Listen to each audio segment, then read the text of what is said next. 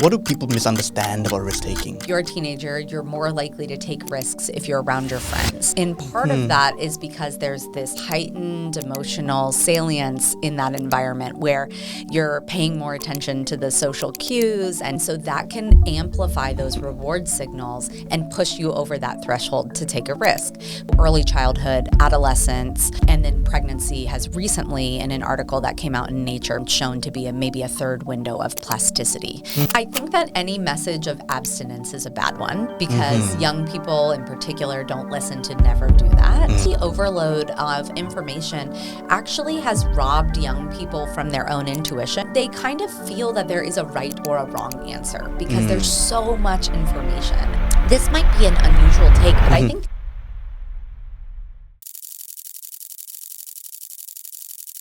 Dr. Sarah, welcome to the show. Thank you for having me. For those who don't know you, how about you share a little bit of an introduction about who you are? I am the head of the Affective Neuroscience and Development Lab at the University of Melbourne School of Psychological Sciences. I'm a researcher, and I focus on adolescent and young adult brain development, a whole myriad of things. And I just moved to Melbourne 2.5 years ago from the U.S. How are you finding Melbourne? I love it. Yeah, I especially love the coffee and the food. So you're going to keep me here for a while. Well, it's what we pride ourselves on, so I'm glad you enjoy it. Yeah, thank you. Well, let's talk a little bit about how you got into your field, actually. How did you actually come about getting into this field of research? Yeah, it was a windy path. When I was in university, I did study psychology, and I also studied criminology. My father, when he was younger, worked with youth who had been incarcerated, and he actually ran a youth intervention program in Missouri, trying to help these kids kind of rehabilitate after their time in jail.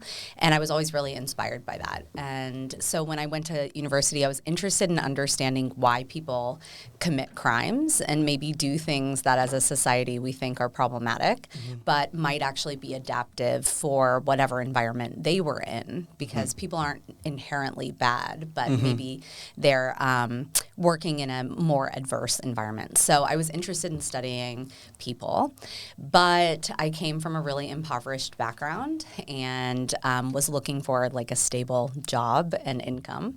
And so someone said, "Are you going to go to law school because you're studying criminology?" And I thought, no.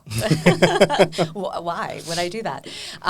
But it seems like a more sure and stable path. And so I took the law school admissions test, and I was fortunate I did well, and it opened up a lot of doors for me. So I ended up going to law school, actually. And working as a finance lawyer in London for several years. And I thought I was going to go all the way and make partner at the law firm. And then I realized I was really miserable doing that. And so one day I was really hating my job and not understanding why this thing that was supposed to solve my life was not solving my life. And my partner said, "If you would do anything else, what would you do?" And I just said, I would go get a PhD in psychology. And I didn't even know what that meant. I don't know why I even said that. And so I started learning what that was, and I went back to school and changed paths, and this is where I'm at now. I see. That's really interesting. What did you not like about being a lawyer? Yeah.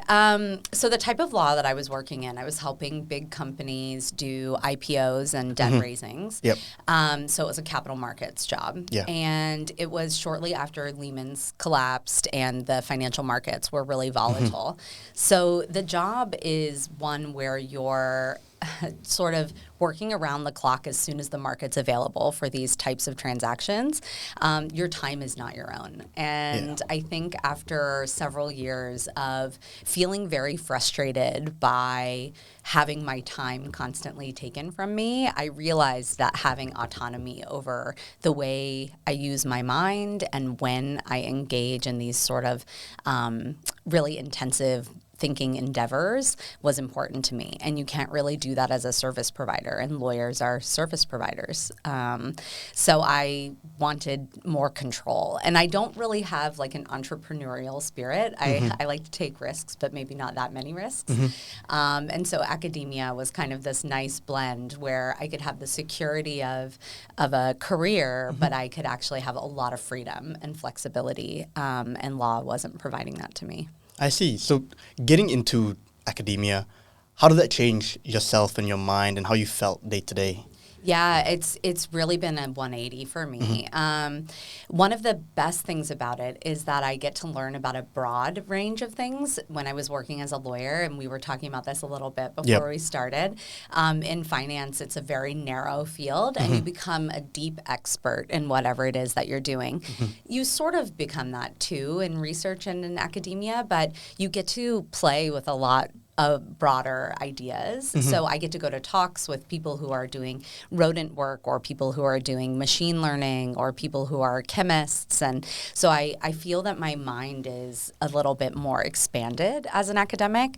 I get to work with people and mentor them in a career stage, as opposed to sort of working with people as an employee, which is really gratifying. It's really lovely to get young people teaching me things and to hear what they're passionate about and to kind of follow those threads with them. And then I think also it's creative. It's a lot more creative than my job as a lawyer was. I get to figure out how to visually conceptualize results from a study and convey that to an audience. Or I get to do things like speak to people on podcasts about the work that I'm doing. So it's a lot more of a creative endeavor, and I really enjoy that too. So yeah, it's been a huge blessing. I see. So now delving into a bit about what you actually research. Yeah. How would you explain that to someone who has no idea what psychology is and has no understanding of it? Yeah. Most people think that I'm a psychologist and will treat your diagnosis. I'm sure. I have to say, no, that's not what I do. So what I am interested in is very basic from a scientific perspective. I want to understand how the brain functions to support our decision making. So if you observe human behavior, you might be able to observe 3 different people doing the exact same thing, but the motivation for that behavior could be very different among them. And so I use tools like neuroimaging or physiological monitoring, surveys, behavioral tasks to try and understand why what may appear to be the same behavior could actually be underlying a different type of condition. And I do that because I'm really interested in figuring out how to help people get on trajectories that will enrich their life. So, for example, people might be really risk averse. And they may be risk averse, one person because they're afraid, another person may be risk averse because they really don't see there being much of a reward in taking a risk, and another person may have some other sort of reason for avoiding risk. And I want to figure out what that is so we can intervene properly and help people kind of make the most of their life. I see. Going into risk and reward, do you believe that risk takers are born or they're created? That's a great question. I think I would be a bad psychologist if I didn't say that everything is a bit of a mix between nature and nurture. So I do think that there are inherent risk-taking tendencies that may be stronger in some people. So their baseline may be different. But all species, all mammalian species, go through periods of development where they take more risks, and adolescence is one of those periods. So I also think that it's clearly like a commonality that we have, that we want to take risks. And I think what might set people apart in their risk-taking is whether or not they're able to practice healthy risk-taking in those sensitive periods when risk-taking is heightened. If you don't get good practice or it doesn't turn out well for you, you might end up being a kind of risk-averse person later. If you do take a lot of risks and it goes okay, you might keep taking more risks later on. So I think it's a mix of both. Okay. And what actually happens in the brain when someone's deciding to play it safe or taking a risk? Yeah, it's complicated, and I don't think we actually fully know yet, but there's an interplay of different processes. So one is a reward-seeking tendency, where we have structures in the brain, in the striatum. These are kind of regions that light up, as we say, or they're more active when we get a reward or we anticipate that a reward is coming. So risk involves this seeking out of a reward. We also are calculating potential negative things that could happen. So we have these regulatory regions and these sort of salient regions that are detecting threats in our environment. and helping us kind of downplay that reward seeking if the threat is too large. So we're making these complex calculations all the time. And when the calculation turns out to be tolerable to us, then we take the risk. And when it's not, we avoid the risk. And so that titration of fear of a threat and desire for a reward is how we motivate risk taking. Okay. And what do people misunderstand about risk taking?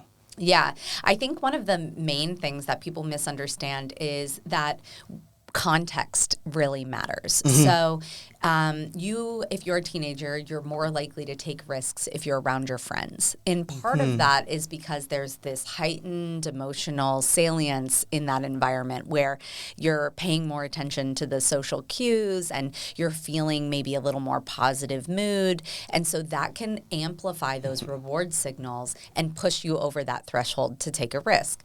But in a different situation, let's say a room full of teachers or parents, you may be more cued in to the threats that are possible, and so you might not take that same risk. So I think people think of risk-taking, kind of going to your question of whether you're born that way or made that way, as thinking that people will always take the same amount of risk if they're a risk-seeking person, or they'll always avoid the same amount of risk if they're a risk-avoidant person, but the context is really important. That's really interesting. And if someone wants to start building a healthier relationship with risk, for example, I would consider myself to be a bit of a risk-averse person. I'm not the biggest fan of risk. If let's say I would like to build a healthier relationship with risk, where do I start? Yeah, that's a great question. I think that a way to build a healthier relationship with risk is to think about scenarios in which the potential outcome is, let's say, not so bad, right? So you might still fail, or you might still not get the outcome that you're seeking, but it's not going to mean that you can't pay your rent or that you are going to lose your job, right? So little things that you can do every day. Let's say that you always dress the same way and you feel like someone might make fun of you if you wear something a little bit different. Try it and see how that goes. It may feel a little uncomfortable to do something, but the stakes are pretty low. Talk to a stranger, like take social risks, kind of think about different domains where you can take these little risks. And then the more that you learn that nothing really bad happened, the more risk tolerant you'll be. I also tell people one of the main things that prevents us from taking risks is uncertainty. So if we're not sure what's going to happen, we can often be like, I don't want to try that because I'm not sure how it's going to turn out. Instead, kind of think of uncertainty as an opportunity to learn something new. So anytime you get that little feeling like I don't want to do that, do it. For sure. No, I think it's so important to put yourself in a bit more uncomfortable positions. Yeah. It's difficult, especially because, it doesn't feel the best. Like, you always want to take that comfortable choice. You want to take that comfortable route. But putting yourself in uncomfortable positions is the way to go about it, especially if you want to make progress in life. 1,000%. Yeah, I hate public speaking, actually. And most people would not think that. But it's because I do it a lot and force myself to engage with it that now I find it enjoyable and I can say yes to opportunities like that. But when I first started my PhD, the very first talk I ever gave, I was shaking, physically shaking and sweating. And I thought, if this is how I'm going to be for my whole career, this is not going to go very well when I have to teach in front of 1,000 people, right? Yeah. So you have to keep exposing yourself to it, and eventually it becomes something you might enjoy. For sure. I think that's how it always starts. It's reps. It's repetitions. It's all it is. Like the first workout that you do, it's never going to be good. Yeah. It's going to hurt the next day. It's going to hurt the next day. But the 100th workout that you do, you're going to be a lot more comfortable. I think that goes for everything in life. Even with the episode, for the podcast, sorry. Yeah. The first episode that I did, I was like really nervous, didn't know how it was going to go. I'm a lot more comfortable now. Yeah, when you said you don't take risks, it surprised me because this is a risky endeavor. I guess so. But I think it's more so taking that first step. And that's pretty good practical advice to people to just take that first step, which is a common theme on the podcast too here. I think a lot of people have said it, previous guests too, that taking that first step is the most practical thing that you can do. Yeah, and maybe set a goal for yourself. Yep. Like I think sometimes holding yourself accountable can also help. So say you have a big risk you want to take, set that goal out maybe 6 months from now, and take a bunch of little risks as you build up to it, so that when you're ready to take that big risk, you have more confidence. For sure. Here's something that I want to get into, and I'm not sure if you're familiar with this, but the concept of the Uncanny Valley. Yes. Yeah. So this is something that popped up on my feed the other day, and I was just hooked in. And it's the idea that, it's how our brains process threat and safety, and it's the eerie discomfort when something looks almost human, but not quite. I want to get your view on where you think it came from evolutionarily. Yeah, that's really interesting. My partner loves this this phenomena, and he mentions it all the time. I think that the human brain is actually very sophisticated at detecting things in the environment that are adaptive. And we make mistakes, and the animal brain makes mistakes too. There are these really beautiful experiments where baby birds that are used to pecking at, I believe it's like the red on their mother to get milk. If you give them a red stick, they will peck the stick instead of the mother because it's more red. So there's like this continuum where if something looks too much like the thing you want, sometimes you can seek that out and you'll actually die as a result because you won't get the food that you need. So I think the human brain kind of has evolved to not fall into that trap as much. So things that look too perfect make us feel uncomfortable so that we don't go and try to get food from a red stick, and instead we try to go to the real source, even if the red stick is like the perfect example of the thing we're looking for. So I think it's this really great adaptation that has come from, like, you cannot survive if you're seeking out unnatural things in the world, right? That Snow White shiny red apple didn't work out that well for her, so we should avoid that. For sure. I just find this whole concept so interesting. I saw a couple of conspiracy theories online too, and they were saying that perhaps many, many, many generations ago, there were individuals on Earth that resembled humans or faked being humans. So evolutionarily, we were cautioned to avoiding them. May not be true, but pretty cool. Well, one of the things that I'm just thinking of this now, so it's not a fully conceived thought, but there's a lot of symmetry in nature.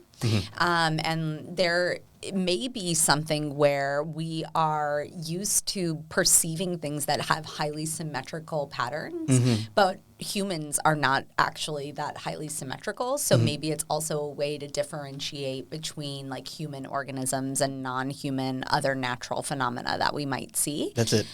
So that could be really interesting. But yeah, the uncanny valley happens a lot with human faces. In particular, we really do not like human faces that are too perfect. It's really weird because there was like a graph that I saw, and it was, like a regular human face, and then it would distort a little bit. And instantly I could feel my body kind of cringe inside a little bit when looking at him, like, oh, this actually looks very much like a human, but my brain knows that it's not. And because of that, it really surprised me because you would not expect your body to just have this thing where it's like, oh, that response. Whoa. Where did this come from? Well, we actually have a part of our brain that's specialized for recognizing faces. It's called the fusiform face area, and it lives in the occipital cortex, so the visual cortex of the brain. And we are really, really good at detecting faces. I think that's evolutionarily really adaptive because we're social creatures, and as infants, we need other humans to survive. So we're one of the only mammalian species that can't seek out food independently once we're born.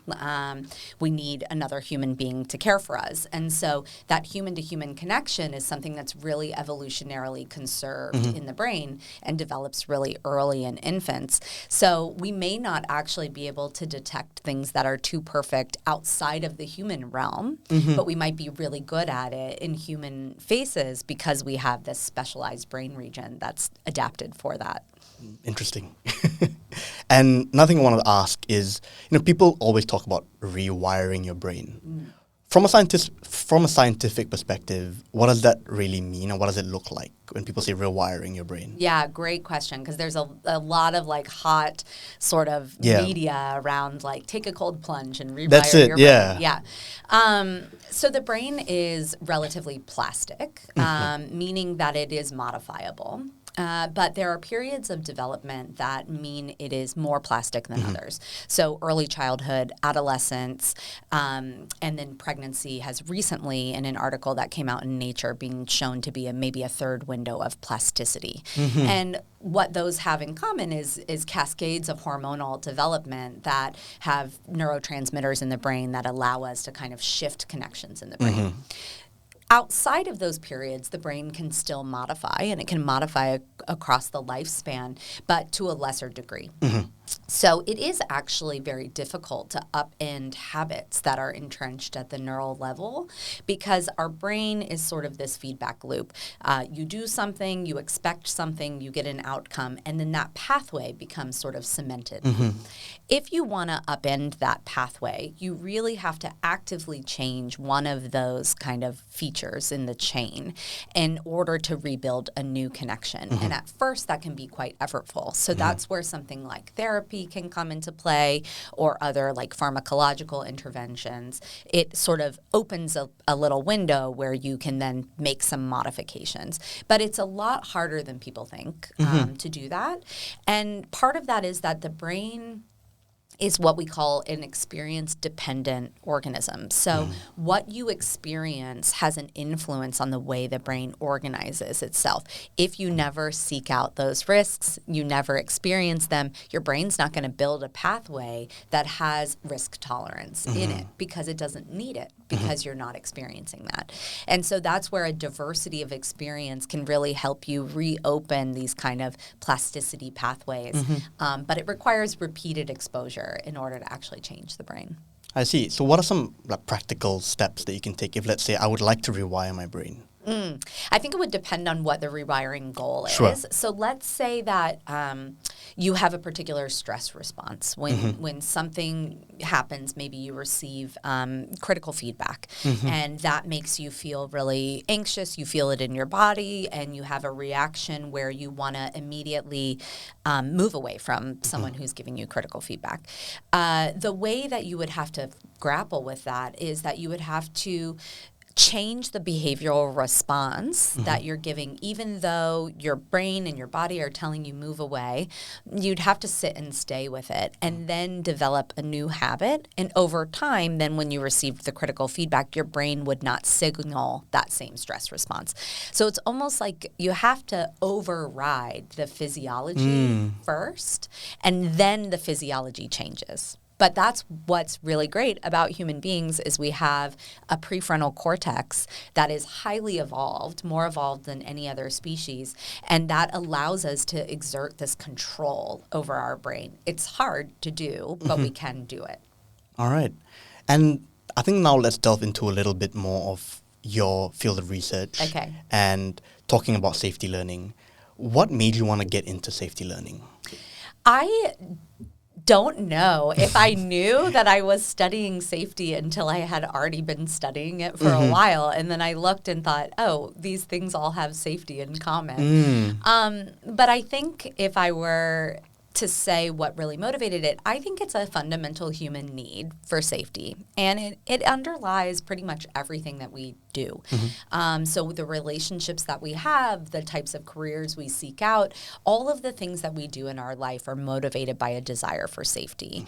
And that can serve us well, but it can also serve us poorly. So if we are seeking out safety from threats that really aren't real, or they're not as bad as we think they are, we may end up being too conservative in our behavior and missing opportunities to learn, to take risks, to do other rewarding kinds of things. So my goal is really to reframe safety and understand, what is it? What is it that we're seeking out? Is it that we're seeking an absence of threat?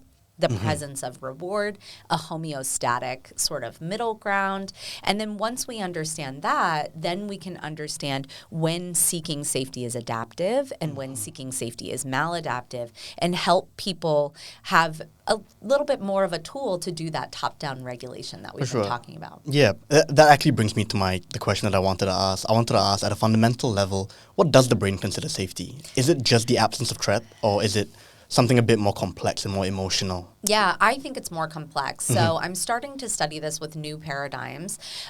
We've really had a lack of complex understanding of safety in the field, partly because a lot of what we do is use rodent models for threat and safety learning.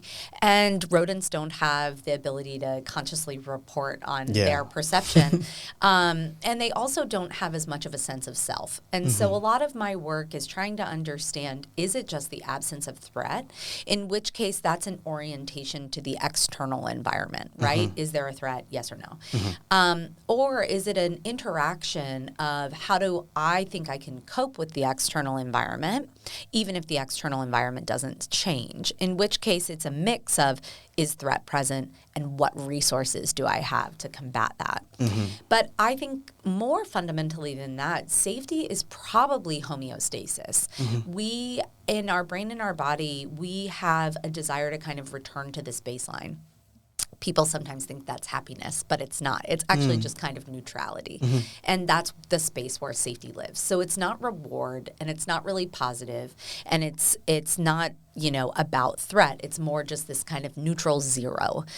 So I like to think of it as like a -1 is threat, +1 is reward, and safety is 0. Nothing's happening and we're all good there. Okay. And why do some people hold on to old threats, like the threat of memories and long after danger is gone? Yeah, that's a great question. It's useful. So the brain is a predictive machine. It basically wants to predict what's going to come so that you're ready to respond to it and survive. Once you've experienced a threat, your brain, like I was saying before, is experience dependent. So it's gotten that experience. And if it's a really serious experience, the brain can change pretty rapidly in response to that. So PTSD, like a big threat, the brain's going to say, this is super important. I need to change and make sure that if this ever happens again, I know it's coming. And because of that, we start building those pathways in the brain that make us think subtle signals that might be similar to what we experienced before are going to predict that happening again. And so people hold on to those threats because it was really damaging and it's adaptive to predict it if it happens again. But one of the things that people need to be able to work through is recognizing how likely it is that that happens again and how close those signals actually are to the initial event. So rather than generalizing and saying, like, anytime it's raining outside, I'm going to get in a car crash, you know, being a little more specific about what you might be predicting that threat for. Does that make sense? Yeah. Okay. And if, let's say, someone would like to rewire the sense of safety, because there are many individuals that, you know, just as time goes on, they become more paranoid. And how does someone go about rewiring, let's say, like through PTSD, threats, sorts of assault, stuff like that? How do you go about that? Yeah, it's complicated. And what works for one person doesn't always work for everyone else. So one of the things we're trying to do with research is understand the different profiles of people. Kind of like what I was saying before about how there could be 3 people who all have PTSD, but maybe they all have different reasons for that or different neural mechanisms that are driving that. So for one person, exposure therapy might work, which is a little bit what we're talking about with risk-taking, kind of exposing yourself to something over and over again. Other people, cognitive behavioral therapy can work, where you're trying to change a behavioral habit that you have through therapeutic intervention. There are also some really promising treatments coming out with ketamine trials that show that if you have a pharmacological intervention in the brain, that you can actually disrupt some of these pathways. And so, you know, the answer is sort of, we're not sure still, but a lot of these things seem to work for a lot of people. And it would definitely behoove people to kind of seek out someone who's an expert in that field and ask them if they can work with them and see what what mechanisms might be best for them.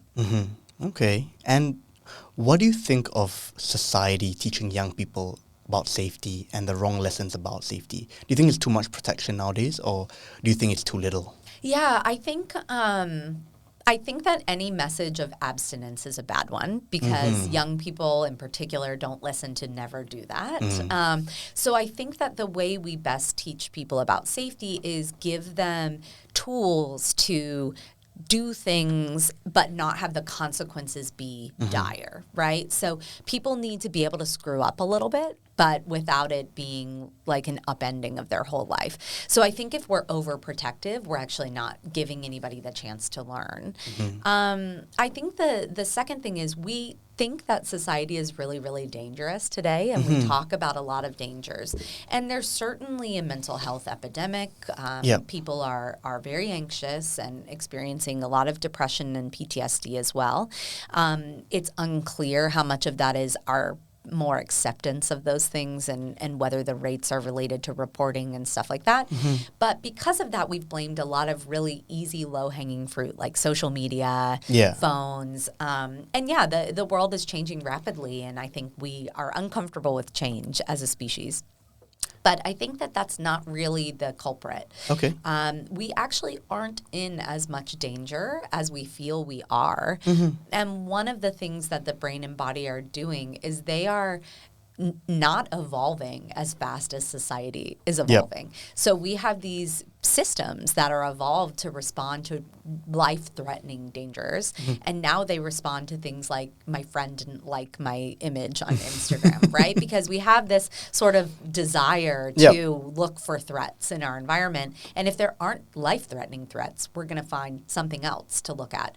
So I think some of the things that we can do for that that's healthy is reframe how threatening those things actually are.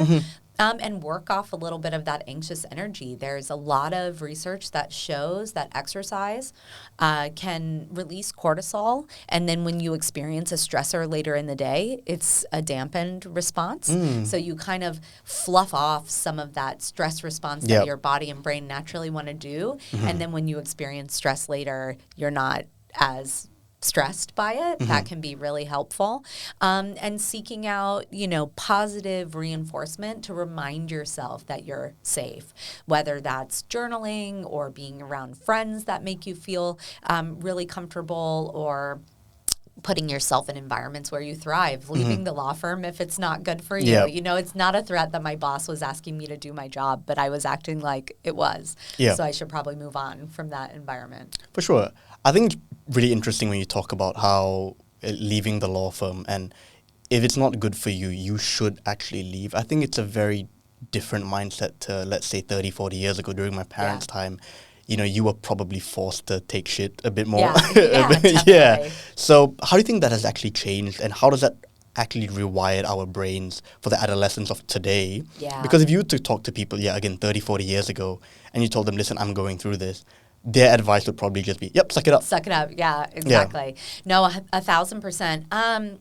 We live in an environment now where the rewards that were given to prior generations for sticking it out in a job aren't given anymore. And I think that's one of the phenomena that also encouraged me to leave is partnership in the law firm changed a lot after the financial crisis. And so people were no longer getting these lifetime jobs. And that's really not a feature of our society anymore. In fact, I'm actually probably in one of the last jobs where I have a really long-term job, which is ironic.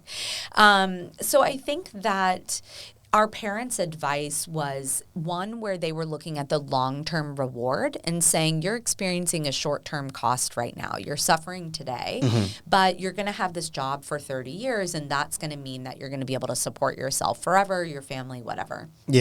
That reward isn't there anymore. And so I think for young people, the idea that you should sit in misery now for some later reward that probably isn't really coming is a bargain they don't want to make anymore. And instead, I think people are then seeking out maybe too much immediate gratification. I think there's kind of a middle ground. We need to be comfortable with some discomfort. No one wants to work. Of course. We'd all prefer to paint on the beach or do Yeah. whatever it is that's Tell your me about idea it. of joy. Yeah. But so we have to tolerate a little bit of Yeah. it, but you have to know, when are you in a period of time spending more time miserable than Yeah. you are sort of in that homeostatic state, and not look for that high pleasure. You just kind of want it to be neutral. Like, can you go to work every day and have this job, and 9 times out of 10 it's like fine, and maybe one day it sucks, or 8 times out of 10 it's fine, one day it sucks and one day it's good, right? Like, that's fine. That's a fine mix. You don't need to leave in that situation. But if 9 days you're crying under your desk, Yeah. it's probably time to move on. Yeah. I mean, it goes back to the whole, like, again, not necessarily risk, but sort of risk versus reward. Like, Yeah.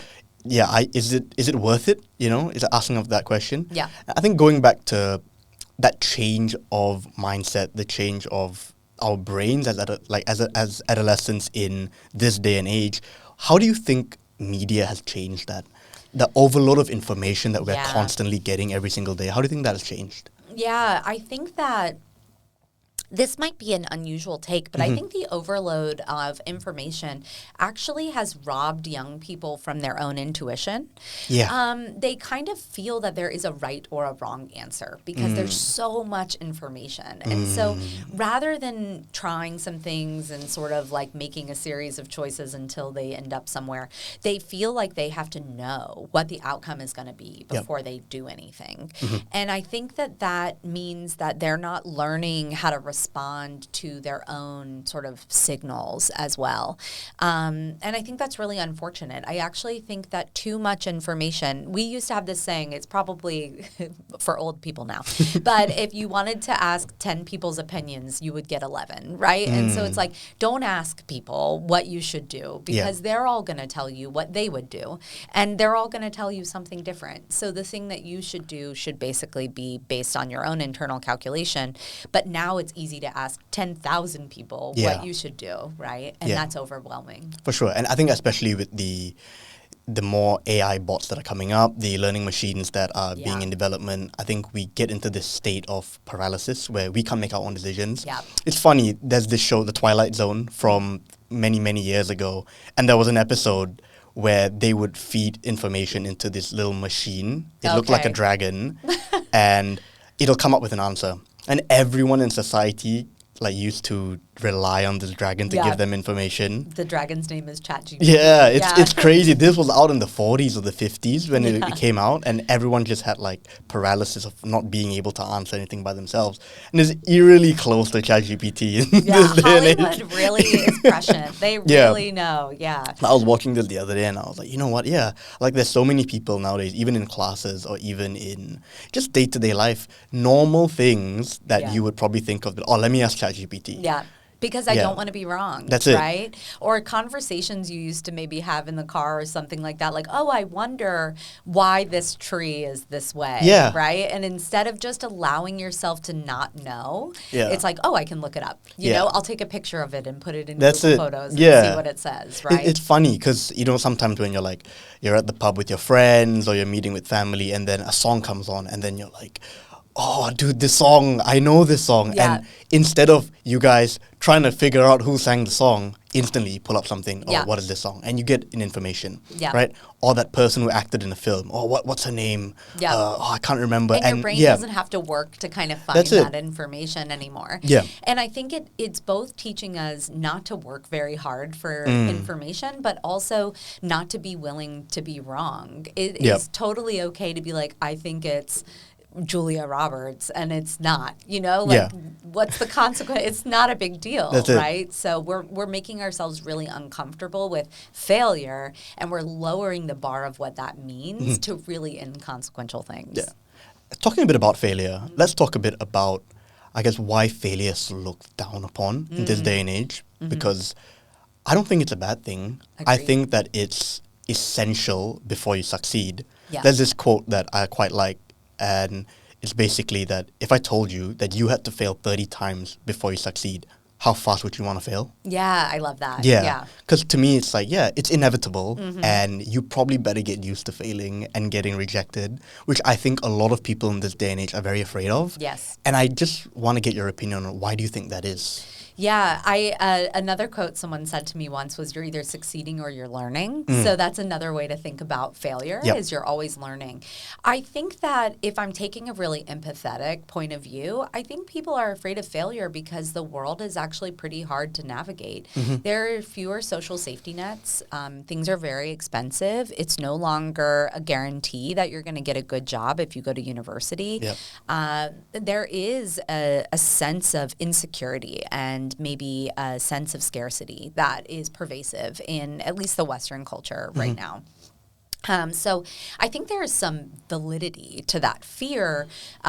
There is actually work out there. There is a great book called Scarcity. And one of the things that I think it's Senthil Mullainathan's book that they talk about in that book is that if you have limited resources, like you come from a low socioeconomic background, you actually do have fewer chances to succeed because you don't have as much of a safety net if things go wrong. For sure. So I think when people have a scarcity mindset, they also believe that there are fewer chances for them to succeed. And because of that, failure becomes really aversive.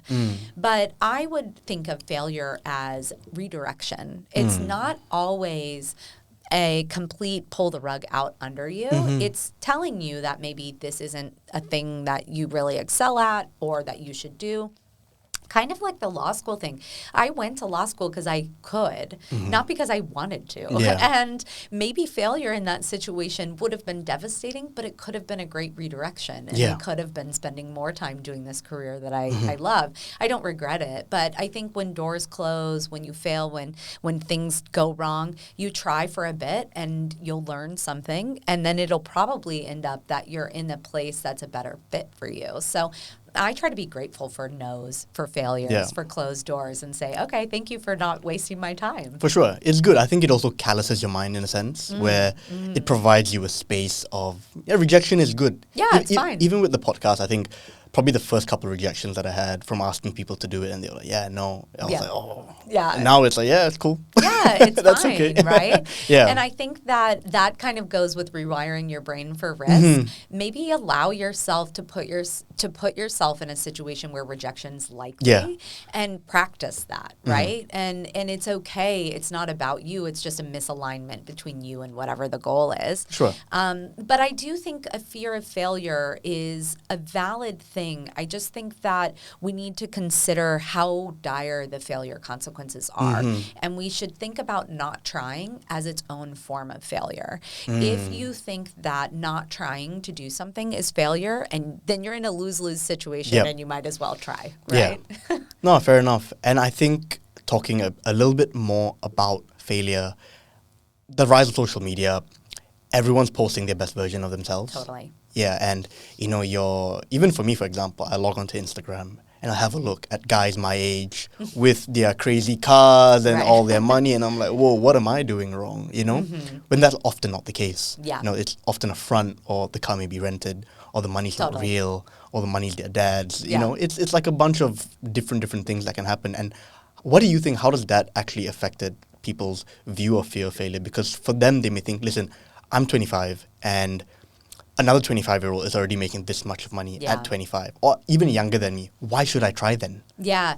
I think that is a bit of an idea of conformity, right? So we think that we have to be doing what everyone else is doing. And to take it back to this idea of safety, we feel we're safe if we're doing what succeeds for everyone else. And so some of these capitalist motives of I want to make the most amount of money is really driven by the sense that that's what people think is safe. And if I do that, I'll be safe too.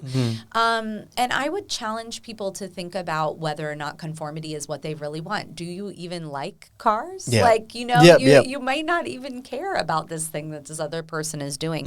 The way that I've coped with that, I grew up in a really conformist kind of society. I grew up in the South in the U.S., And there is a big culture of like fitting in.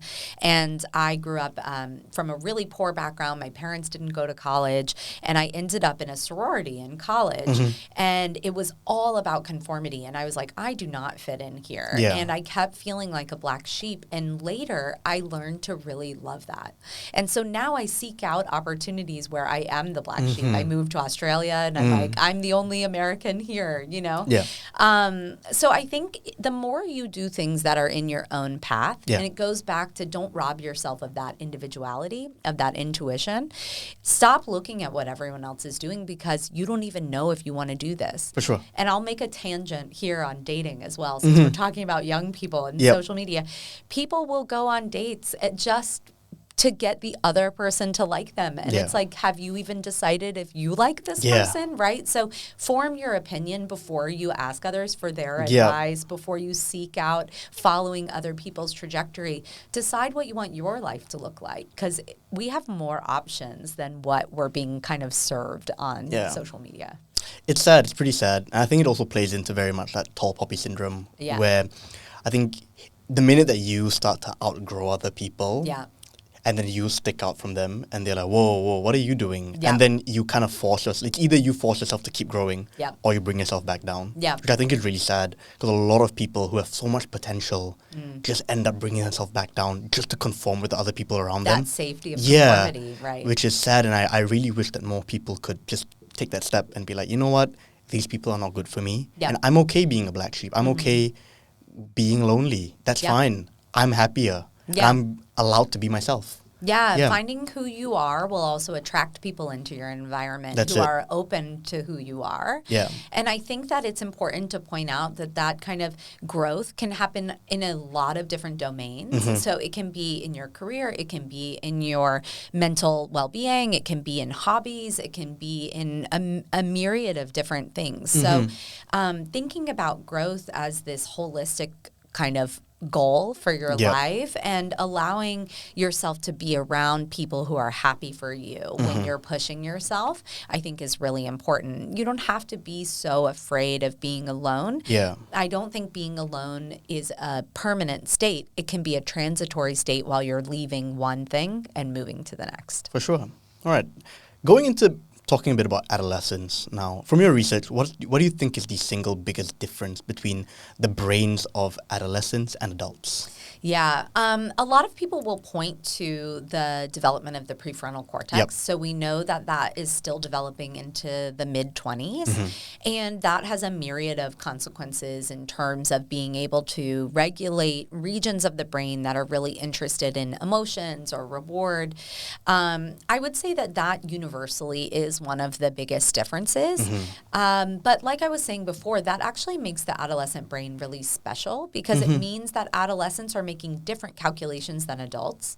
So they are, I actually had this recent paper by a PhD student of mine, Yubing Zhang, who was looking at economic decisions for risk and reward in teens and adults. And what we found was consistent with this theory called fuzzy trace theory, which is basically that when you're a teenager, you're actually able to look at the objective outcomes more objectively. When you're an adult, you start developing these heuristics that let you make decisions really quickly. But they can sometimes even be more biased than teenagers, whereas teenagers are kind of new to that decision-making context, and so they're taking all the information in, and they can actually make decisions that are less risk-averse, more risky, but maybe more rational as well in different domains. So the teenage brain is actually really special because we're not just overriding all our feelings. We're not just going with like this heuristic that we've learned over 20 years. Instead, we're kind of taking in the information as we see it and feel it in real time. But emotion plays a big role, and so does social environment. So it's vulnerable and it's special too. For sure. That's actually really interesting that you bring that up about how the teenager's mind and decision making may be a bit more rational due to like a lack of experience also. And what do you think of industries where, you know, youth is looked down upon, where experience is, oh no, you need to be experienced to work in the field, especially in the job market today. I met someone yesterday who he has a PhD in brain cancer research. So he was doing that, and he applied for a consulting job because he's very interested in business. And he made it to the final stage interview, and they were like, "No, I'm sorry, we are only looking for a finance major and someone with more experience." Said, but it doesn't have to be. I may bring a more rational view to this. So why not? Why are we not giving more opportunities to people to get different perspective of things? Why are we sticking in this bubble, What do you think that is? It's risk aversion. Yeah, I even found that. So when I left law and came back to do my PhD and started doing research, people were afraid of what that meant. They were like, why didn't you do the traditional path of just going to the next step? And so people who were quite risk averse, they were like, I want a model that looks like me. Yeah. I did this, and if you did this, then I understand that. But if you did this other thing, I don't know what that means. And so I think that's their risk aversion, preventing them from a good opportunity to learn from someone with a new perspective. And what I would say is that if you are someone who is willing to take an unconventional path, and you're met with a no by someone who's not willing to see the value in that, that's not the right environment for you. Yep. But there are a lot of people out there who do see value in it. I think that in research in particular, we are putting a lot of emphasis on youth advisory groups and getting youth involved in asking research questions, helping us interpret our findings, designing studies, because if I'm not a teenager anymore, so I shouldn't be designing studies that are interrogating the teenage experience without some advice from teenagers about what their experience is. But that's more work for me, and it also means I have less control, and I'm dealing with people who have different perspectives. So you have to be okay with being challenged. I think experience is really useful, but youth are at the forefront of every societal change. And anybody who doesn't see that is unwilling to look. Yeah. I hope that does actually change, because I do notice, especially so I'm from Malaysia originally. I think in Malaysia it's very much, the youth are very looked down upon. It's like if you join a company and you're young, they don't look at you as, someone with a new perspective. They look at you as someone who has lack of experience. Right. Someone whose brain hasn't developed properly yet. Right. Which is quite sad, because I think that there's a lot of young people who have brilliant minds can be put to use. Absolutely. I think one of the ways that youth can help themselves in that situation is you're never going to be able to change the perspective of the other person, but you can manage them. So we used to call it managing up, right? If that person thinks that you don't have a valuable perspective, maybe acknowledge that that's their point of view. And when you offer them another point of view, ask them to help explain to you why your point of view is different, right? So kind of play the game with them, right? If they think that you don't have anything to offer, I don't have anything to offer, but this is the way I see it. Why am I wrong here? And you will subtly get that person to question their own thinking. It requires you not to be ego-driven, because you probably won't get credit for it, but you can at least effectuate some change by taking into account that old people are sometimes rigid, but that doesn't mean that you can't make change in that environment. Sure. And considering the adolescents, that window of their prefrontal cortex developing is extremely sensitive. I would say they're quite malleable during that period, quite impressionable in an adolescent stage. How can parents, teachers, and society support that stage better than they're doing it currently? Yeah, I think the best thing that parents, teachers, and society can do to support the adolescent period is allow adolescents to do the things that are very normative for that developmental period, which is explore your identity, take risks, care a lot about your social environment, right? I think sometimes we look at teens from the outside and we say, you don't know that this friend that's devastating to you right now isn't going to matter to you in 20 years. Let that person be devastated by whatever it is that's going on in their life, and recognize that that is an important thing for their life and their developmental stage. Stop rushing them to get to where you are, and instead meet them where they are. For sure. I think it also goes back very much to that concept of, if you ask a millionaire, how did you make your money and what do you do? He would probably tell you what he's doing right now. Right. I'm waking up at 5 o'clock in the morning, I'm doing this. But no, I want to hear about what you did when you were my age. Yeah, what were you like? Which a lot of people look past. especially I think parents, when kids are out of line or kids are acting in a certain way, no, you should act more like an adult. Right. Yeah, the teacher is like, no, you shouldn't be talking in class. You shouldn't be doing this. You need to act more like an adult. But they're not adults. No, they're not. And they're not just like little adults Yeah. training to be adults. They have their own specific needs. For sure. And I think learning more about those needs, asking your teen, what are those needs and how can I help you meet those needs, right? They may need space from you, which can be really frustrating for parents. But part of that is that they're learning about their own emotional world and they need some time to navigate that, right? They may think that your advice is not applicable to them. And it might not be, you know, maybe right now they're not thinking about raising a family and a career at 40, and instead they're thinking about, you know, the school homecoming or whatever it is. So I think respect that they have their own lives and they're not just emulating your life. Yeah. For sure. And what do you think parents most often misunderstand about the adolescent brain?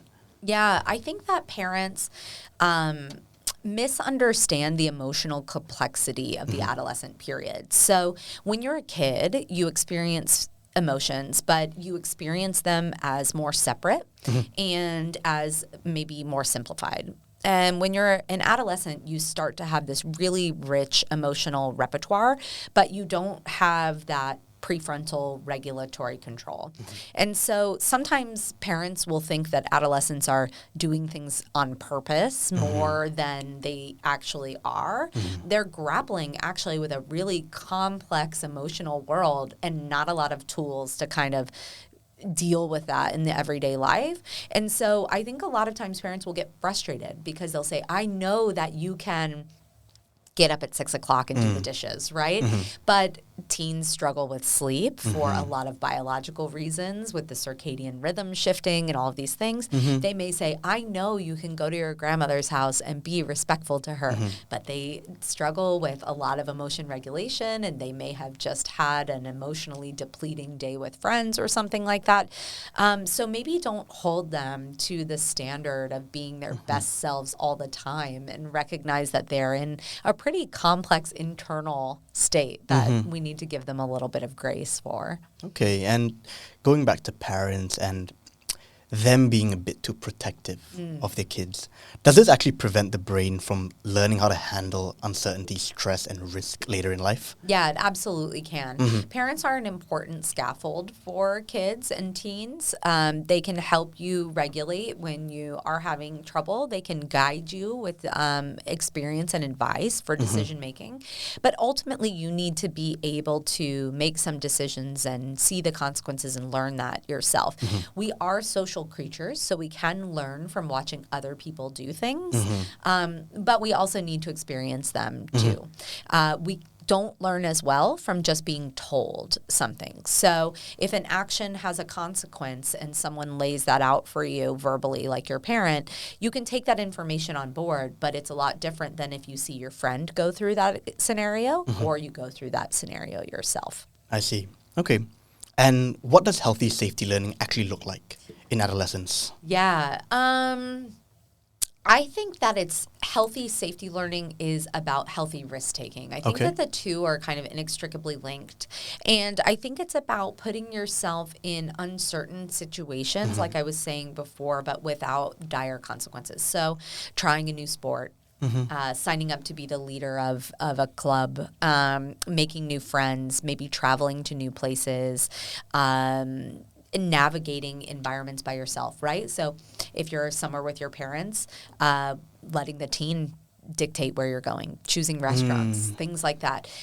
Those don't really have heavy consequences, but they're practice opportunities. For sure. And I think then the teen learns that they're safe with their own choices and with themselves. And this kind of reminds me of what you were saying about leaving social groups that might be holding you back or something like that. Learning to have a bit of trust in yourself is really important for making sure you seek out healthy environments.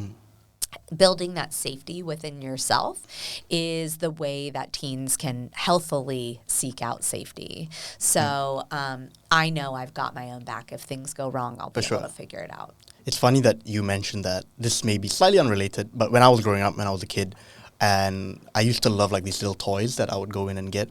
So I would go into the shop with my mum and I would like to buy one, and my mum would give me a certain amount of money that's enough for one.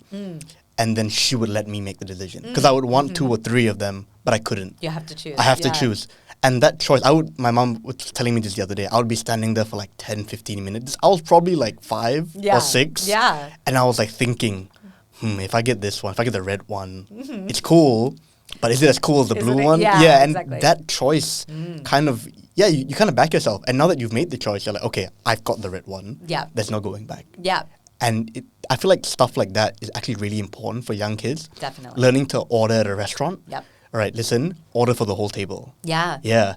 That's nerve-wracking Yeah. as a 7 and 8-year-old. Talking to a stranger, That's it. remembering a whole bunch of information. Yeah. Yeah, being responsible for For something. sure. But kids want that. They really want to feel a sense of competence. Yeah. And giving them the opportunity to build that, I think, is really 100%. important. Yeah. And if I look at some of the people that I grew up with or I know whose parents kind of always shut them down, no, it's going to be my way. They've grown up to be people who are very kind of timid. They are not sure in the decisions that they make. If, let's say, you would ask them to pick a restaurant, they would be, oh, I don't know, I'm okay with anything. I don't want to upset anyone. Yeah, I don't want to upset anyone. It's okay. Or if they have to make big decisions, they just genuinely get so scared because they don't know what to do. Whereas someone who's grown up in a more of an environment where, yeah, you know what, even if you screw up, that's okay. Yeah. You're going to have to deal with it. We're still going to eat. Yeah, we're still going to eat. If you screw up, it's okay. You know?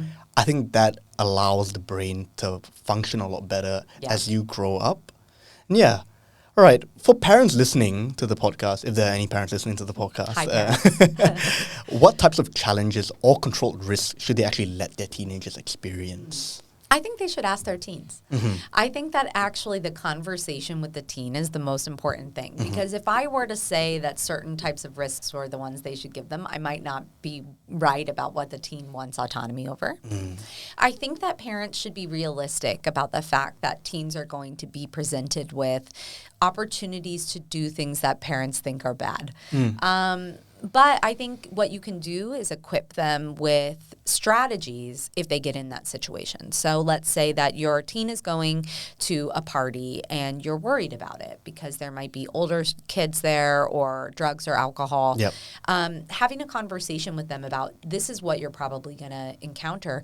How would you deal with that if someone pressures you to do something? Yeah. What would you do if you try it and it gets out of hand? And having them kind of think through those scenarios. One of the things we haven't talked about that's also difficult during adolescence is thinking about the future. Yeah. You don't have as much ability to project yourself into the future. So parents can help bring adolescents into their future selves and kind of think about what are you going to want to do when this thing arises. But preventing them from doing it is temporary. You're actually not equipping them with the skills to make those decisions when they go to university or they're in a workplace or whatever it is. And maybe you can prevent them from making a lot of bad decisions in a vulnerable period. Sure, I'm not saying that you should just let your teen be out at all hours of the night with access to unlimited funds and people that you don't know. But I think that if you asked your teen, what is it that you want to do? And they say, well, I want to go have a sleepover with my friends. That seems kind of reasonable. And you can ask them, what do you think would be the benefit of you doing that? What do you think could be a negative thing that happens if you do this thing? And just have that conversation and work through it with them. Okay. Fair enough. Well, we're going to wrap up here, Sarah. Okay. I want to thank you very much for coming Thank on. you. I have one more question that I'd like to finish with. And the question is, what's one piece of advice you'd give someone who wants to understand risk better and learn to use it as a tool rather than something to fear? Yeah. I would say seek out resources on risk taking. Think about what is preventing you from taking risks and then maybe learn a little more about that. So if it is something like scarcity, maybe read that book that I mentioned. If it's something about you're not sure which risks you want to take, maybe work on what it is that gives you a sense of purpose in your life. So I think identifying what's maybe a layer below. So let's say when you say to me, I'm a risk-averse person and I want to get better at that. Why are you a risk-averse person? And then learn about that layer first, and that should flow through to the outcome that you want. For sure.